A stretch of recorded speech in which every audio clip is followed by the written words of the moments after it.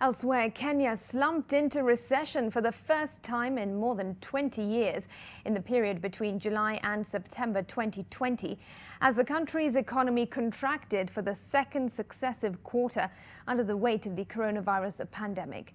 Victor Kiprop reports on how the rebound in sectors like agriculture and construction was wiped out by the devastating impact the pandemic has had on other sectors, including education and hospitality.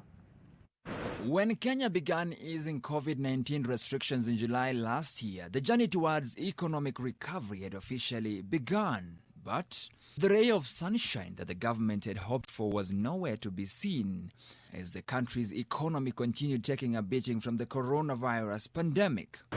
Data from the Kenya National Bureau of Statistics (KNBS) shows that the economy, which had already contracted by 5.7% in the second quarter, shrunk by a further 1.1% between July and September, pushing the country into its first recession in more than 2 decades. Construction, agriculture and the financial and insurance sectors were among the best performing sectors, expanding by 16%, 6% and 5% respectively. This solid performance was, however, overwritten by the hospitality and education sectors, which continued to bear the brunt of the pandemic as travel remained interrupted and school gates shut. Accommodation and food services contracted by 57.9%, education by 41.9%, while output from the manufacturing sector shrunk by 3.2%.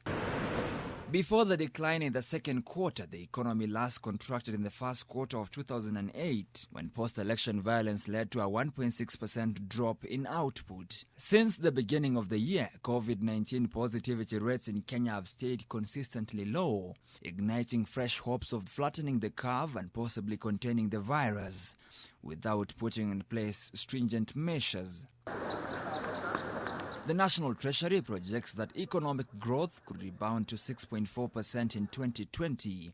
The discovery of new COVID-19 variants deemed to be more transmissible and the worsening situation in other parts of the world, including Europe, means that key sectors including tourism and hospitality could continue hurting, consequently delaying the journey to recovery. Victor Kiprop, NTV Business.